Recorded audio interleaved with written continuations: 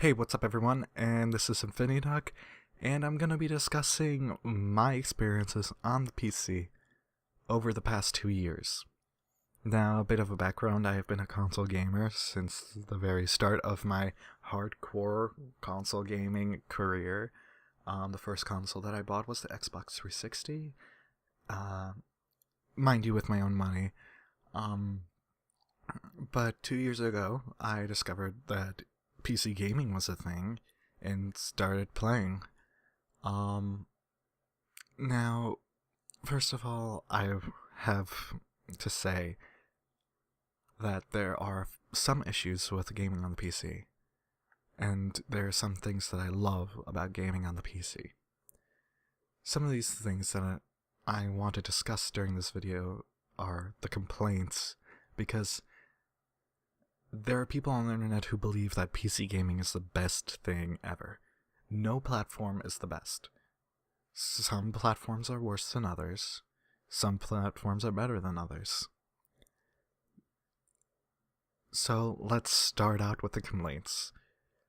If you have a comment, make sure that you discuss it in a reasonable manner instead of saying, PC console race forever. Okay, first complaint. Broken parts. Yeah. When I first built my PC, I didn't have trouble with it until about 6 months to a year in. I started noticing it crashing at an unreasonable pace, I guess you could say. It would crash anytime I'd open a game and leave it on for like 30 minutes. And it would crash at random points too. Like, at some points I wouldn't be even using the internet. I'd be typing a Word document and it'd crash, which didn't make sense. So I had to do a lot of research. And this is the thing with PC gaming. You can't just send it away unless you had a computer made by someone. You can't send it away to some distant factory and have them figure it out and fix whatever's wrong with it. Which I guess is both nice and good, because you can go to like Best Buy and pick up a new motherboard. Sometimes Best Buy doesn't always have motherboards. If your PC is broken. Now, it took me 6 months, and I finally got my PC working again, like around Thanksgiving of last year. And I was none too thrilled about it. And then I got back into gaming, which I liked. Next thing that I don't like is compatibility issues. This is one of the main issues with PC right now versus console. With a console, you can pop in any Xbox One game to any Xbox One console, and it will work. It will just work unless it's something wrong with the disc or there's something wrong with the actual game itself. But for the most part, you're expecting it to work. PC, on the other hand, has certain requirements. Since each PC is different, it has a different graphics card, it has a different CPU, has different memory, there are lists of requirements of what your PC can and cannot do. For example, my PC is too weak to play Assassin's Creed Unity. Now, say what you want about Assassin's Creed Unity, but it's not supposed to be that demanding of a game. My PC is more powerful than the Xbox One, and it can play Unity. But according to the requirements, my PC can't. And I think that's a big problem, and I don't think that problem's gonna go away.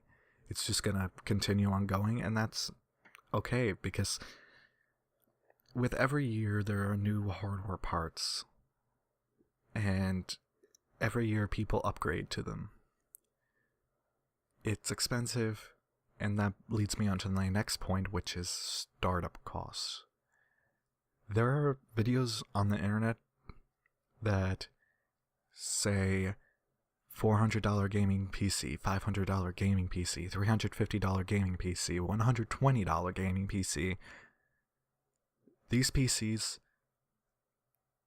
aren't that great. Most of them you find are going to say use used parts, use a weaker graphics card. But next year, when new parts come out and requirements are shifted up again, those PCs are going to need an upgrade. With consoles, you don't need an upgrade except every 5 to 8 years. Because game developers are always going to make games for those consoles until the next one comes out. Another thing, it's kind of an irritation thing, and it's not with PC in general, it's more of a Steam and Origin thing. The first time setup issue. Okay, so you're downloading your first PC game, and you're waiting, and you're waiting, and you're waiting, and then the PC game is done downloading. You press the play button, and you're hit with a loading screen. A downloading screen. It is downloading DirectX 11 and anything else that you need for this game. I hate this. Why can't you just put this inside of the actual game download so that each time you press play, it just opens up the game? Consoles do it. The Xbox One, I install a game on that, it plays immediately once it's done downloading. It doesn't have this first time setup download. It just starts the game. Another thing that I want to say about PC gaming, another gripe that I have, is it's not easy for new people to join. The gaming competitively on PC is very difficult, and very rarely do I jump on. I play PC mostly for strategy games competitively. I will not play PC first-person shooter because I know that I will get creamed. I have been trying to practice with a mouse and keyboard. I just cannot get it down to where I'm good enough. Also, building your PC is not as easy as everyone says it is. You have to do a lot of research. You can't just expect to... It's not adult Legos, as someone would describe it. It's adult $1,300 worth of Legos that if you mess up, you might have to buy new parts. And if you even touch one of the components, you could be screwed. Your part could be destroyed. It's not easy, and it's very difficult for a person who's new. Now, I don't hate PC gaming. Some of the things that I love are backwards compatibility. You can play games from 15 years ago, which is great. It's fantastic. Because consoles are not gonna have these on their systems. BioShock, they're not making a remastered BioShock for the Xbox One or PS4. They're not making a Team Fortress 2 on Xbox One or PS4. It's very, very nice to have that backwards compatibility and have access to that. Another thing that I love is games are cheap. Especially during sales. I mean, you can literally go on Steam in each day and not see a sale. I mean, you'd be hard pressed not to find a game that's on sale that doesn't say 30% off, 40% off, 90% off, 50% off. Another thing that I like is multiple inputs. Now, you might be able to say that you can have multiple inputs on the Xbox One and PS4 with special parts, but with PC it just works. You plug in an Xbox 360 controller, it works. You plug in your keyboard and mouse, for the most part it works. It finds the drivers, downloads them, and you're good. With console, you have to do certain things. You have to buy special parts in order to play a console game with a keyboard and mouse. Another thing that I really enjoy is there's multiple ways to play. This includes mods. This includes 3 monitor setups. You can game in 4K, you can game in 1080p, you can game with VR right now. You don't have to wait for PS Morpheus.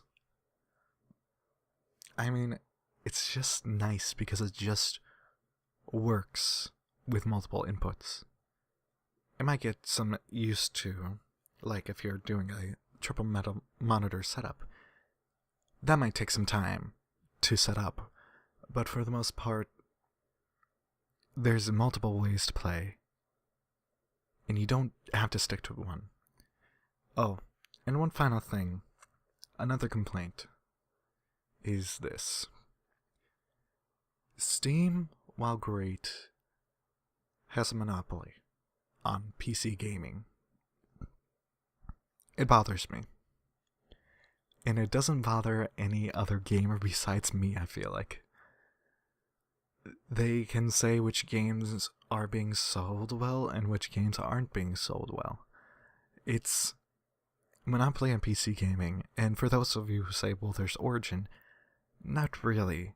Origin's really there for their own games, like SimCity, Battlefield, Titanfall.